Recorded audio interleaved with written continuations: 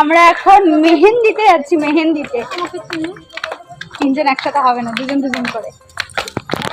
এবার আমি ভেবে রেখেছি যা ফটো তুলবো, যা ভিডিও করব সব সাথে সাথে পোস্ট করে দেবো, একদম সাথে সাথে। না হলে তোমাদের সাথে শেয়ার করব করে, হ্যাঁ, আর শেয়ারই করা হয় না।